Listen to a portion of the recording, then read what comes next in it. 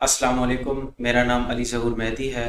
इकरा Bilal education system के तहत lecturer का एक सेशन स्टार्ट हुआ है कि जिसमें लेक्चरार कॉमर्स भी है और लेक्चरार कॉमर्स को मैं टीच करूँगा। आइए मैं आपको बताता हूँ कि मैं किस तरह टीच करूँगा। उसके लिए मैंने स्लाइड शेयर करता हूँ।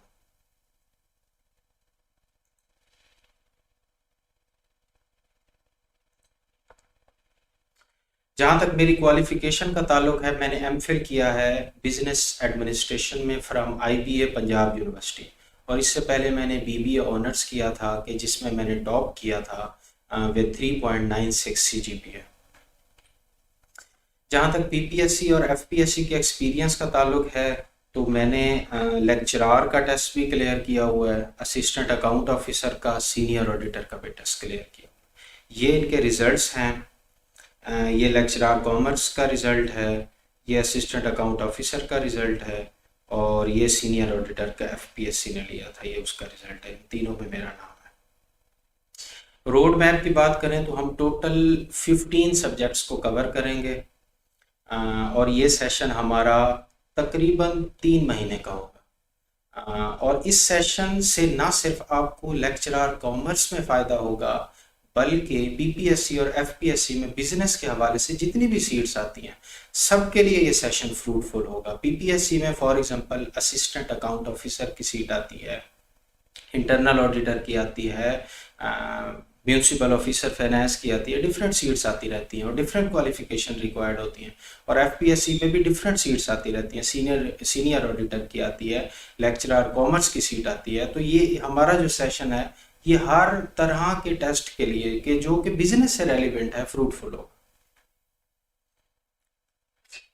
अच्छा, तो 15 सब्जेक्ट्स जो हम कवर करेंगे वो कौन कौन से होंगे? Financial accounting, cost and managerial accounting, financial management, और इसके अलावा इस्लामिक फाइनेंस। इस्लामिक फाइनेंस से 5 क्वेश्चंस तो पीपीएससी में मस्ट आते हैं, तो उसको भी हम कवर करेंगे। इंट्रोडक्शन टू बिजनेस ऑडिटिंग भी करेंगे, 3-4 क्वेश्चन इससे भी आते हैं। बिजनेस लॉ से लेक्चरार में तो लाजमी आते हैं। कंपनी लॉ भी करेंगे। मैनेजमेंट हम रॉबिन्स की बुक से करेंगे, इसमें हर टेस्ट में कोई ना कोई सवाल आता है। ह्यूमन रिसोर्स मैनेजमेंट करेंगे, मार्केटिंग करेंगे, ऑर्गेनाइजेशनल बिहेवियर रॉबिन्स की बुक से करेंगे। बिजनेस रिसर्च मेथड भी करेंगे, बिजनेस मैथ भी करेंगे, और इकोनॉमिक्स। इन इन 15 सब्जेक्ट से क्वेश्चंस लाजमन लाजमन कोई ना कोई आता है।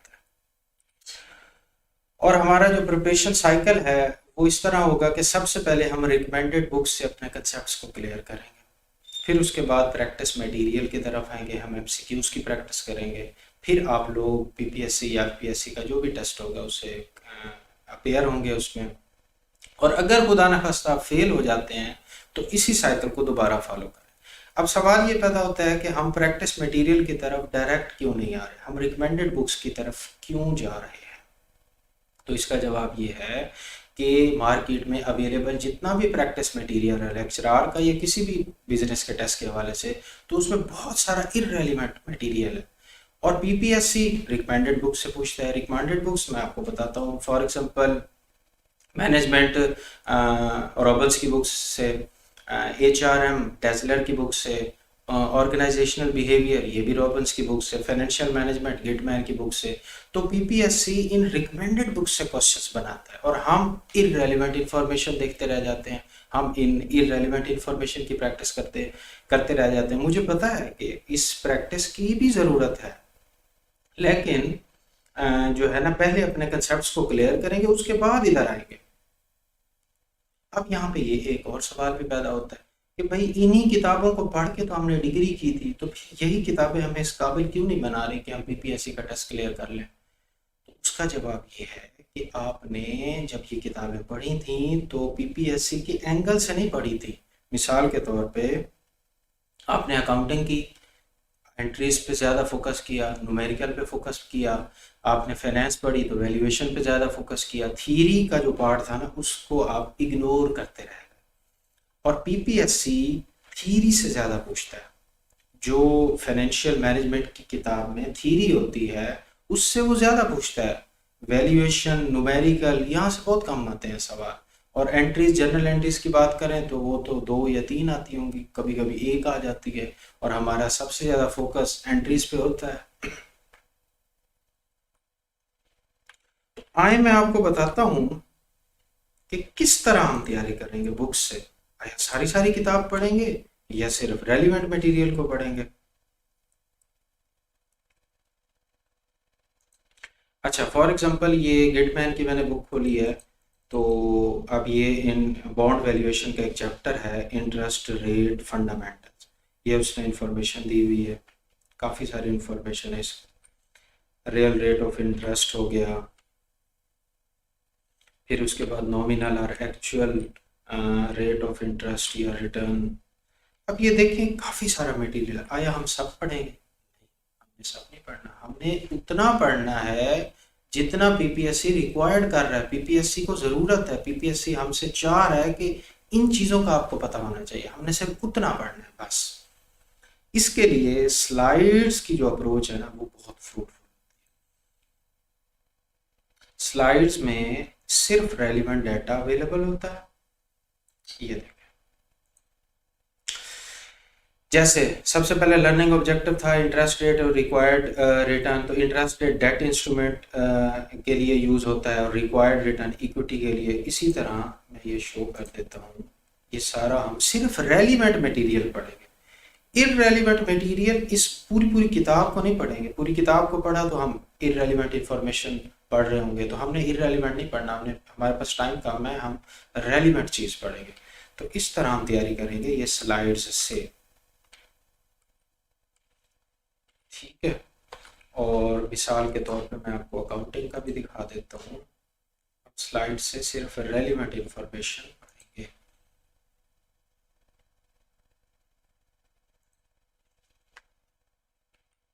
देखें, ये प्रोप्राइटरशिप है, पार्टनरशिप है, कॉरपोरेशन, इसके क्या बिजनेस स्टेक होल्डर क्या होते हैं, इस तरह के ये क्वेश्चन आते हैं। A business stakeholder is a person और entity having interest in the economic performance of business. यहाँ से वो क्वेश्चन बनाता है।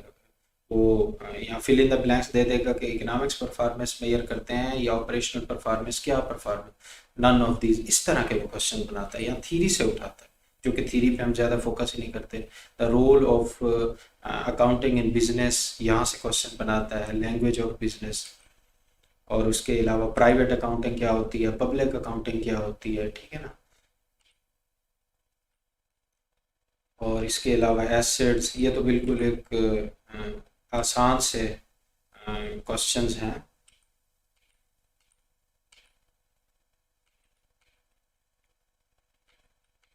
कुछ न्यूमेरिकल्स भी आएंगे, वो भी हम कर लेंगे। जो इम्पोर्टेंट, जो रेलिवेंट न्यूमेरिकल होंगे सिर्फ वही करेंगे, बाकी नहीं करेंगे। और इसी तरह आप देखते जाएं। हाँ, ये effect of transaction honour equity, ये कौन कौन सी चीज़ें ऑनर इक्विटी पे इफेक्ट करती हैं, ठीक है ना। Owners, withdrawals, expenses, owner investment और रेवेन्यू, ये चार चीज़ें इफेक्ट कर रही होती हैं ऑनर इक्विटी को। तो यहाँ से वो क्वेश्चंस पूछता है। और इसके अलावा फाइनेंशियल स्टेटमेंट्स, ये मैं सिर्फ सैंपल आपको दिखा रहा हूँ। जब हम इसको पढ़ेंगे तो फिर हम इसको क्लियर करेंगे। यानी हम पूरी पूरी किताब को नहीं पढ़ेंगे, हम सिर्फ रेलिवेंट इंफॉर्मेशन को पढ़ेंगे कि जहाँ से पीपीएससी पूछता है। इसके अलावा मैं आपको इस्लामिक फाइनेंस का भी कुछ दिखा देता हूँ, क्योंकि वो आजकल हॉट टॉपिक है पीपीएससी के लिए। इस्लामिक फाइनेंस डिफरेंट सोर्सेज से मैंने ये डाटा कलेक्ट किया है। ये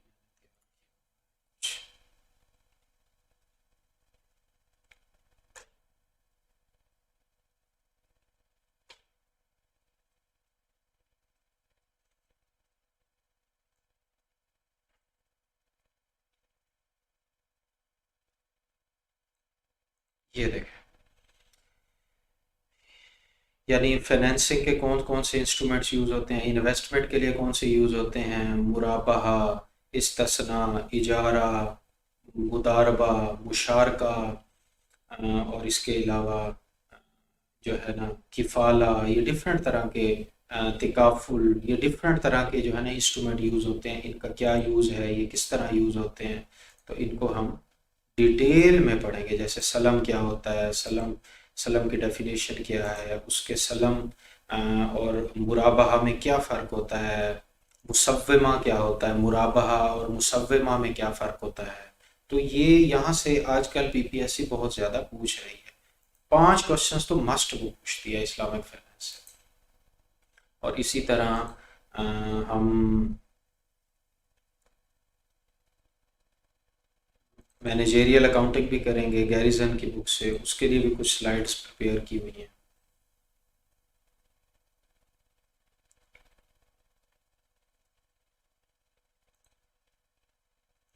ये देखें, यहाँ से अक्सर क्वेश्चंस आते हैं, फाइनेंशियल अकाउंटिंग और मैनेजेरियल अकाउंटिंग में क्या डिफरेंस है। ठीक है, मैं सिर्फ सैंपल के तौर पे आपको दिखा रहा हूँ ताकि आपको अंदाज़ा हो कि हम पूरी पूरी बुक नहीं पढ़ेंगे, हम सिर्फ रेलिवेंट मटेरियल पढ़ेंगे। ठीक है, जैसे जॉब ऑर्डर कॉस्टिंग, इसकी जॉब कॉस्ट शीट यूज़ होती है। ठीक है ना। और इसके अलावा ये देखें, मटेरियल रिक्विजिशन ये क्या होता है, ये फॉर्म किस काम आता है, यहाँ से सवाल आते हैं।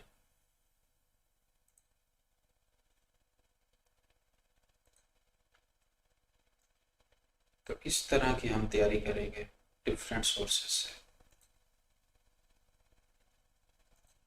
प्रोसेस कॉस्टिंग ये क्या होता है, इसमें इसमें और जॉब ऑर्डर कॉस्टिंग में क्या फ़र्क होता है, ये देखें।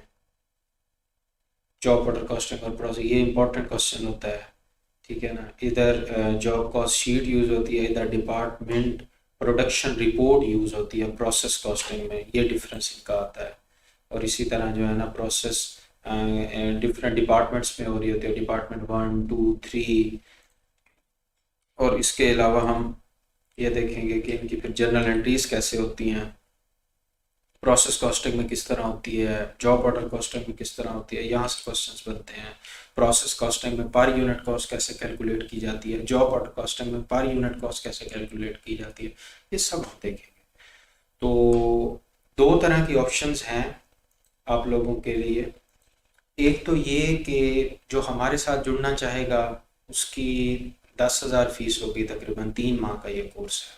और जो हमारे साथ नहीं जुड़ना चाहता, जो सिर्फ रेलिवेंट मटेरियल लेना चाहता है, तो उसके लिए 5,000 और बाकी इसकी रजिस्ट्रेशन कैसे होगी तो वो बाद में आपको बता दी जाएगी। Thank you so much.